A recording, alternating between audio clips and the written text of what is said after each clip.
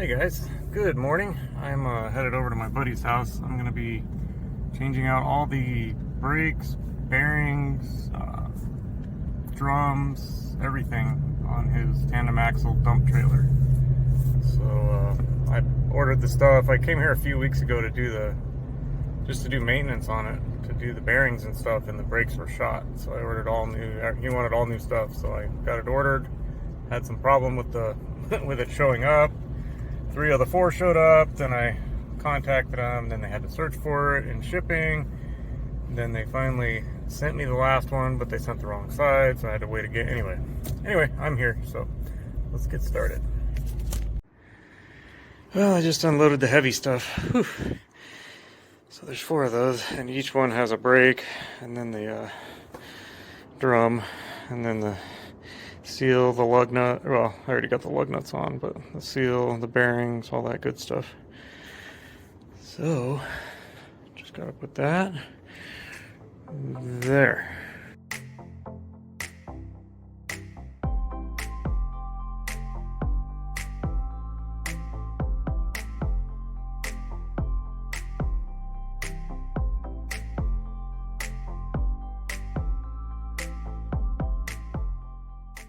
Alright, got the wheels off, and the only thing I was nervous about with all this, I thought I had all my sizes correct and everything. However, until I checked the lug pattern with the wheel, I was just a tiny bit, 2% nervous. But I flipped it upside down, put it in there, and it's perfect. So I think we're going to be golden. I am going to show you guys that trick again on how to remove the seals. I popped these out last time and just reused them because I knew they'd be coming back off. I do have new seals for them. However, I'm going to show you guys the trick again, so give me a few.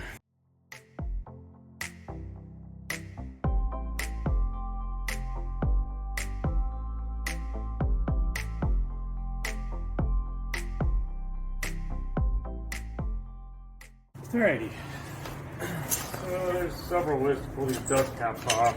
You can grab them with pliers and kind of pull down. I just take the blunt end of a hammer and kind of pop them off.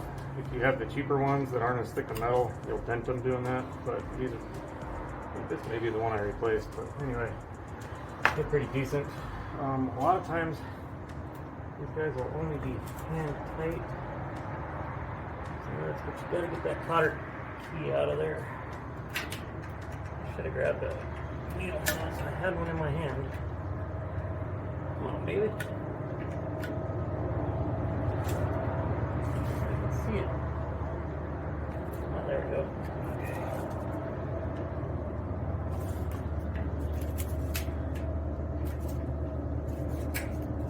I just hit it.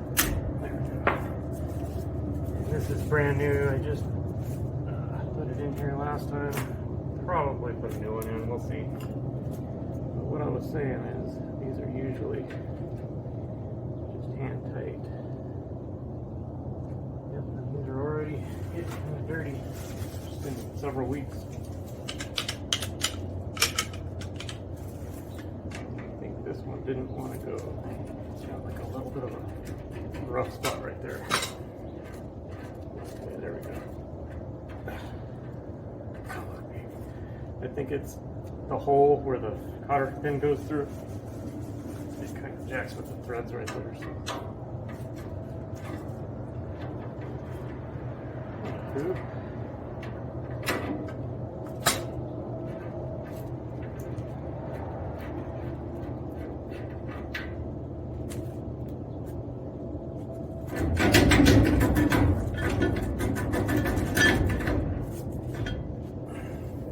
Okay, so what I'm going to do here is take the bearing out, but I'm going to put this washer back on.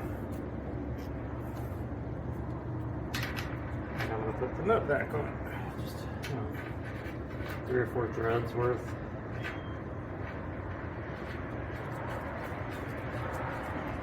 Or 8 threads worth, however many that was. I don't know. Okay, so here's the trick. Just yank and pull, and what that does is that washer is now going to push on the bearing in the back, and that bearing is perfectly pushing against the seal, so it gives it perfect pressure so it doesn't damage it.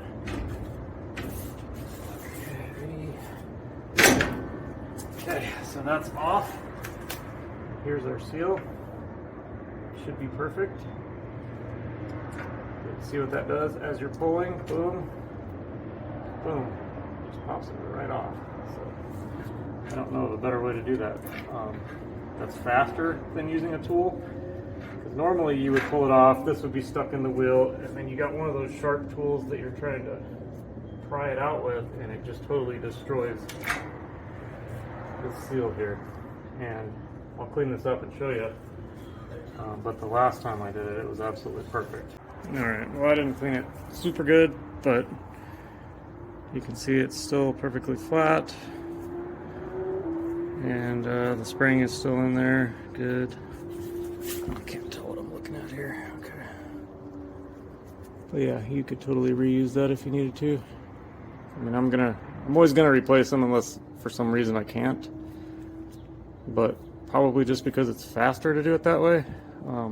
In my opinion, it's faster to screw that nut back on and pop that than it is to sit there and pry at it. So, and if you do it this way and then you, for some reason, you end up having to reuse this, then you can. So.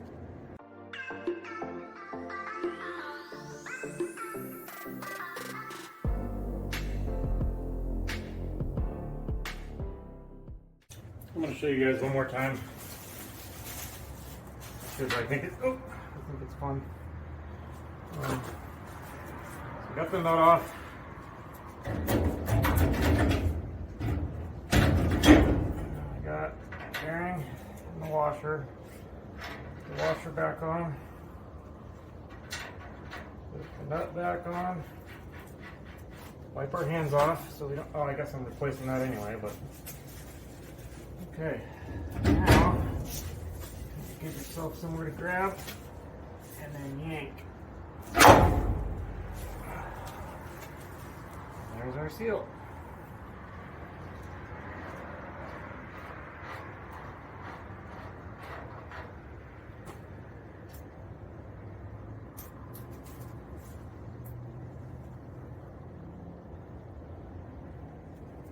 Yeah.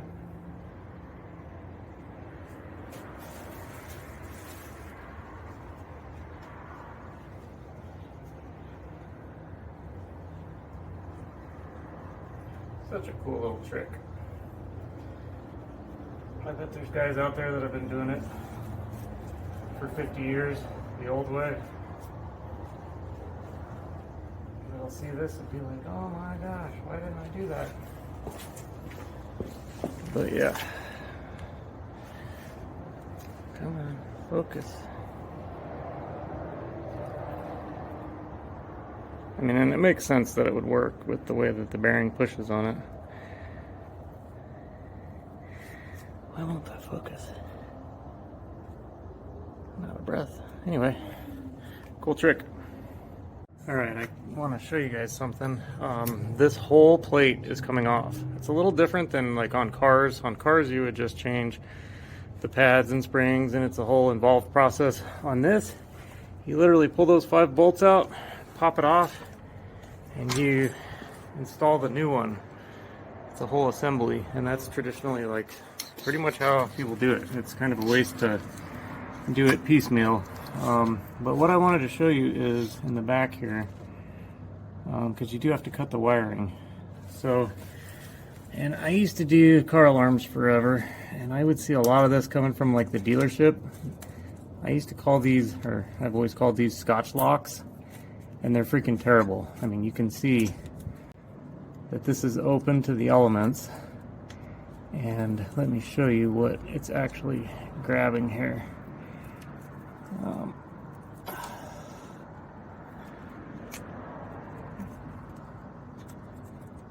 It's just a horrible way to do connections, but they do it because it's quick. You literally set the 2 wires in there and pinch it with pliers and you're done. That's why they do it, but that's what those Scotch locks are. So you can see it's green. I don't know if you can catch that on camera, but that's starting to become green. And we're in Arizona, in Tucson. It's like the driest climate ever here. So if this was back east somewhere, this would have already failed a long time ago. Anyways, I'm going to go ahead and solder these on and fix it up for him so he doesn't have any issues down the road. It only takes an extra couple minutes to solder and then you're good. And then I use heat shrink that has glue in it, so once you heat shrink it, you're golden. And I don't need to know which one's positive and negative on here because polarity doesn't matter on this electromagnet. And when I say electromagnet, I'm talking about this guy. When you put 12 volts on those two wires, your brake controller inside your truck, as you turn it up and down, the voltage goes up and down all the way up to full battery voltage, which is probably 12 point something or 14 if your car's running, which it would be if you're towing, so 14. Anyway, when you give this voltage, like this would stick on here inside this drum, this is a machine surface, and that's what this electromagnet rides on. So as the wheel is spinning and you hit the brake, this starts to suck against this, and what it does is the turning force turns this arm, and that'll come off, turns this arm at the top rotates and pushes the shoes out. So that's how these work. But anyway, I just wanted to show you how crappy these little Scotch locks things are, and if you see them and you can, you should replace them before they cause you issues.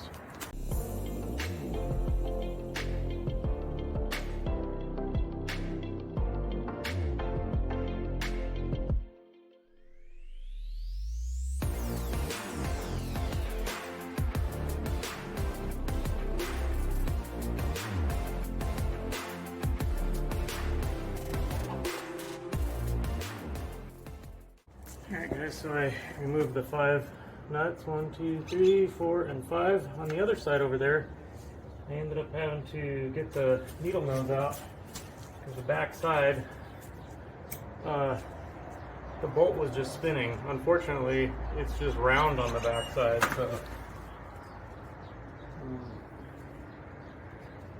weird, it's in there pretty good now, but yeah, it just wanted to spin. Luckily, these 4 just came right out, so probably have to bang on it. I had to smack the other one pretty good. There we go.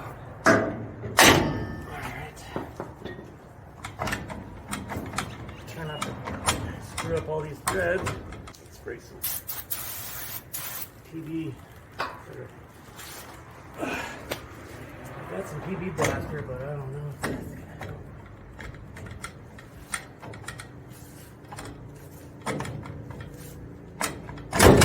Yeah. And okay, see that? That's how the wires come out the back, and they just have the little Scotch locks on there. Okay, I just kind of set the brake assembly on here, and it wants to rotate. So I have solder. In case I run out, I have 2. I got my little torch. Crap, I meant to fill that with butane, but it looks like I have enough. And I have some heat shrink, and I'm actually going to use red because it looks like I'm running a little low on black. But I'm going to put some split loom over it anyway, so it doesn't really matter. Okay, so slide those on. And strip these fellers back. Wow. Wow. Why does it want to rotate so much? I don't know why it's heavier that way, but okay. That one. Alrighty.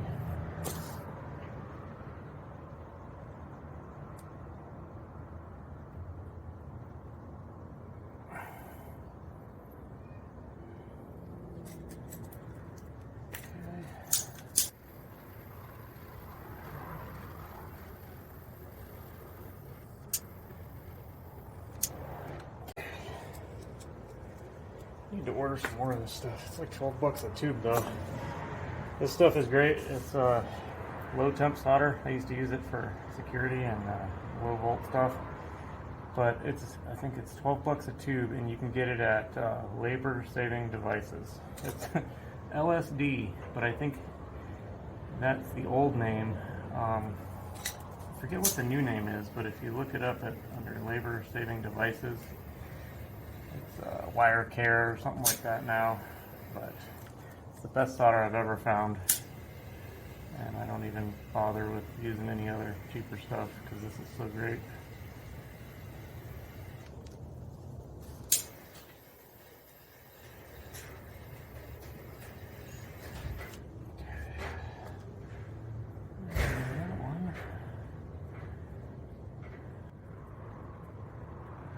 I'm forgetting something. I just can't get over that feeling. I don't know why.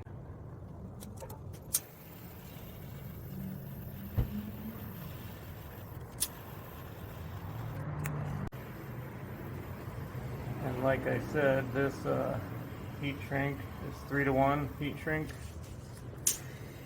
It shrinks down 3 times its size, and it has glue inside of it that squeezes out the end.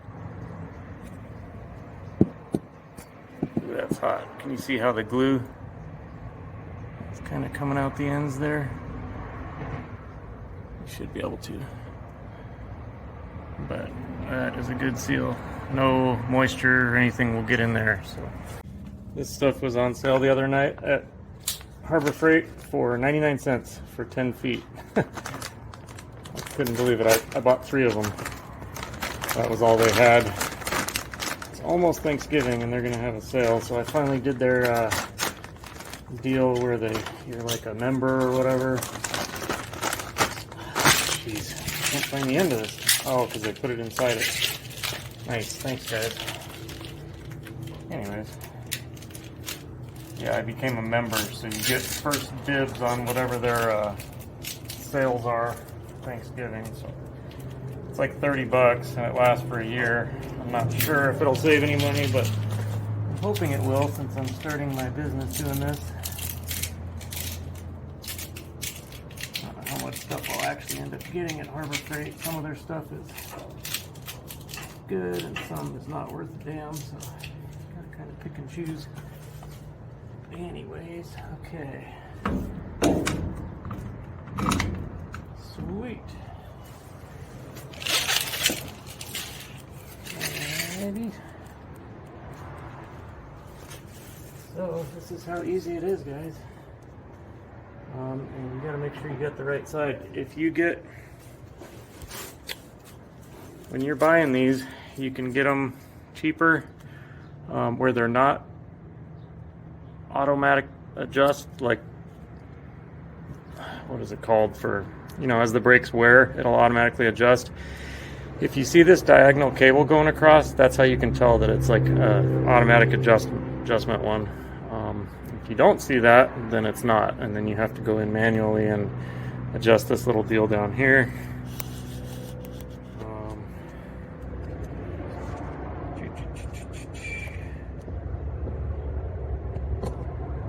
This little guy right here, that's a little wheel, and that wheel turns, and as your brake shoes flex in and out each time, that little metal thing, let me show you, the little deal that says RH on it, which is connected to this cable that goes around a little pulley down here.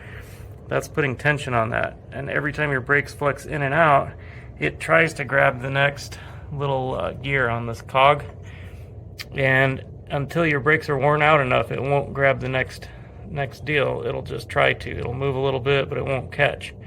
And then once it's worn out enough, once the pads are thin enough, it will turn and it'll actually click. Let's see if I can. I can't. There. And that's how the auto adjustment works. So they're a little bit more money, but I'd say they're well worth it because they actually recommend that you adjust these things every 3,000 miles, which is pretty insane, I think.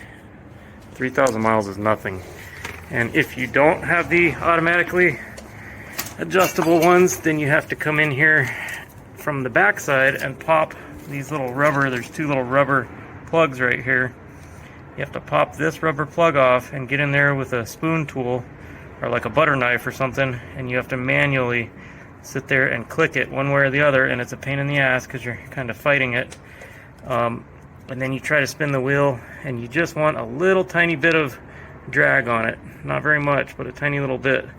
And to do that underneath it on 4 of them every 3,000 miles, you'll be kicking yourself in the ass that you didn't just buy the self-adjusting ones. Trust me.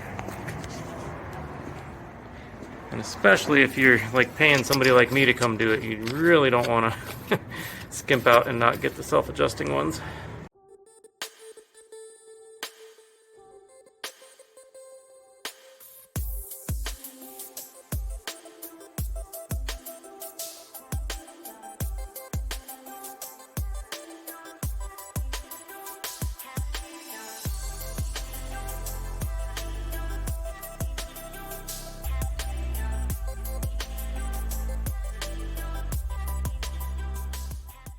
So I checked what the foot-pounds should be for the torque on these, and it said 30 to 50, so I'm going to do 40.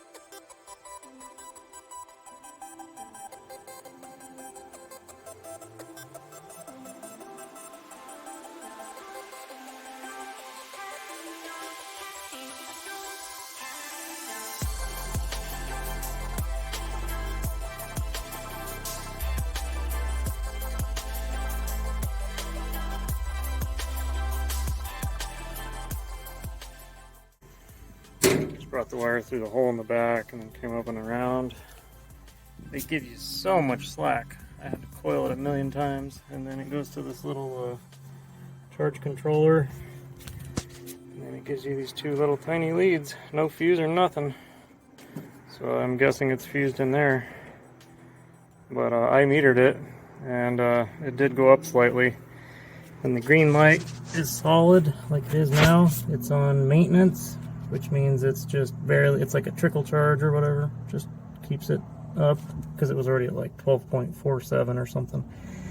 And then when it's flashing, that means it's actually charging, so it probably gets below like 12 and it starts flashing and charging or something. So anyways, hopefully, I know he said he was a little worried about his guys damaging it, which I'm sure it'll get damaged. You know, it's a work trailer, it's a dump trailer, so when the tailgate comes down, and you know, when you're that, I don't know, we'll see how long it lasts, but it's kind of nice for dump trailers because, you know, they don't really get charged. I guess maybe they get charged off the alternator of the vehicle depending on how the plug is wired through, but don't know if this one's like that. So if your dump trailer, you know, if you don't have that, if it just sits there all summer and then you go to use it and your battery's dead and you can't tilt it, that kind of sucks. So I think, can't remember what this was, like $60 or something. Comes with the, this thing's kind of flexible a little bit, but you know, it has everything you need, so you literally just mount it somewhere and hook it to the battery. So it's kind of cool. All right, well, tomorrow I will get the right seals and come back over and finish this thing. All right, so I went down and bought some more seals. Hopefully these are the correct size. They're 2.125, so got lots of spares. Actually got a bunch in there too, jeez. Tons of seals. And I only need 4, but I wanted to have some spares, so pull those out.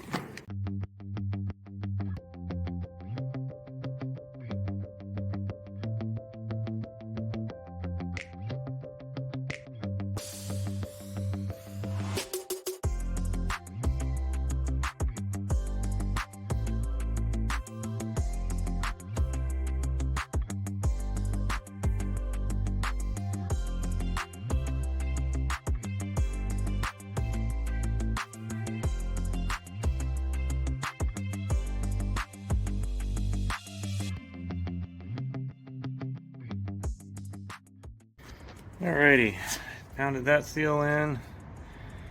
Just want to make sure it's flush, and it is. Lots of grease in there. Put some grease on the spindle. Now I'm going to go ahead and put it on there. And I'll throw that bearing on and follow it up with the washer and the nut and a fresh cotter pin. This is the part where you got to be really careful not to damage the new seal. These things are not light.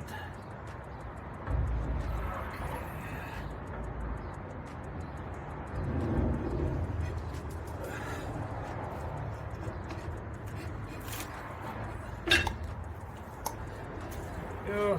Just heard it kind of burp the grease out. Alright, I put a little more grease in there.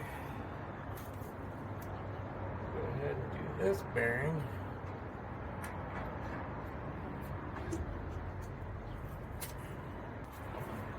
Anyways.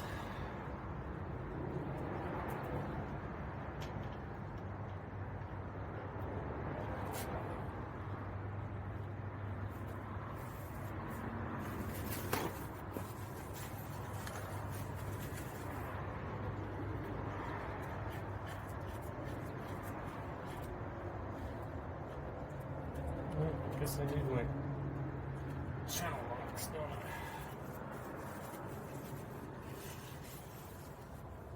You want to kind of smash everything into place.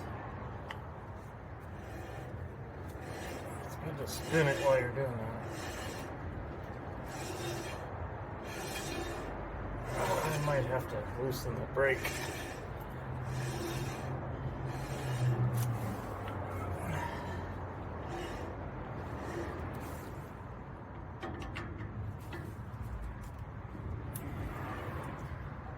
Okay, let's see.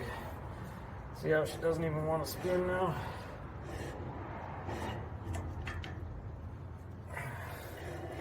That's tight, so I'll back it off.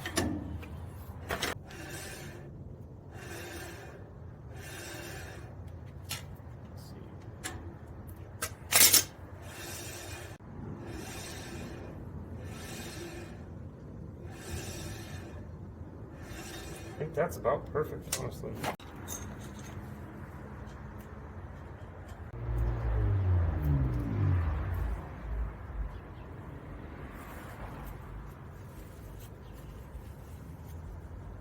Grab my other tool. I'm not going to put the caps on until I get them all adjusted, and then pull the emergency brake and check the electromagnet.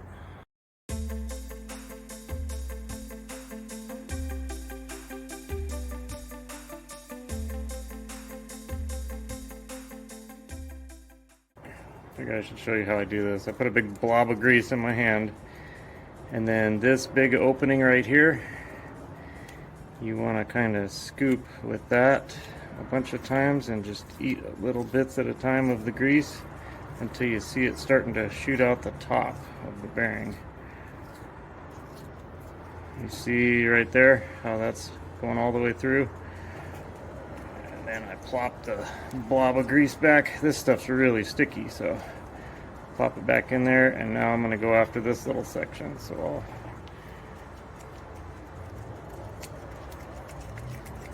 see that? And you just do that, work your way around it. I have several of those packing tools where it comes with like a cup and you push down on it, and what happens is it shoots it straight through and none of it really gets into here.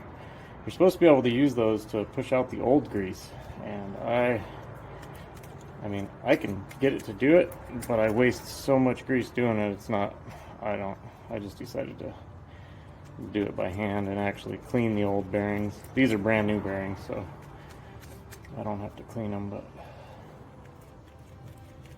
anywho.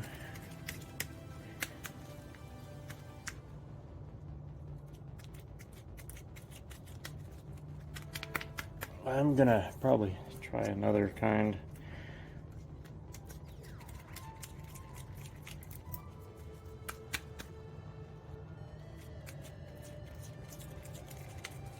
Okay, well, I've gone around like twice basically, so That should be good. Then I can take the extra, go around the outside. And I'm gonna plop her in there. Plop.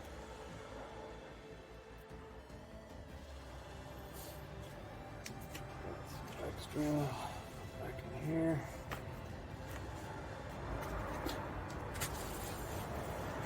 It's fine to have grease around this area, but I don't think you want it on the rim right here where your grease seal is going to get pushed in.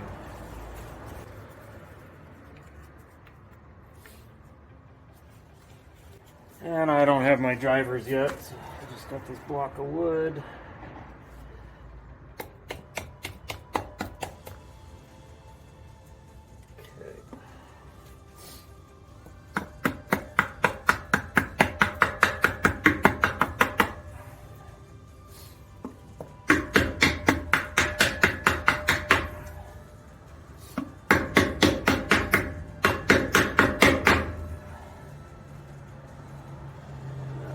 Good.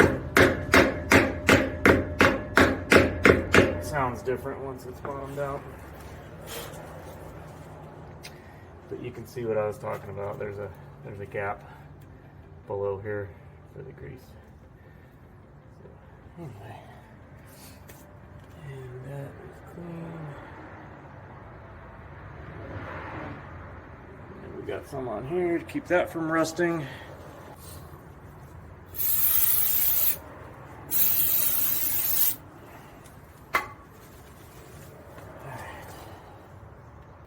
Okay. Be very careful.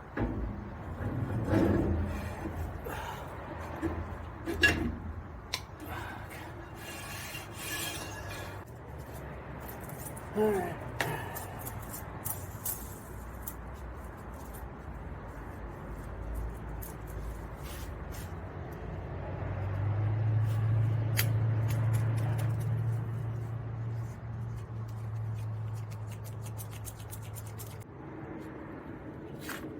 Okay.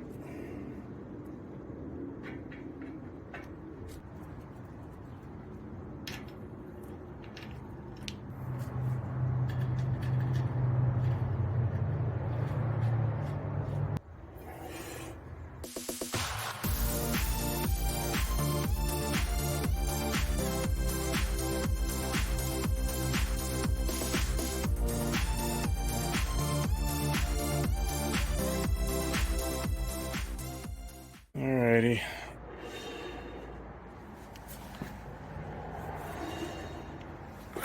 Two.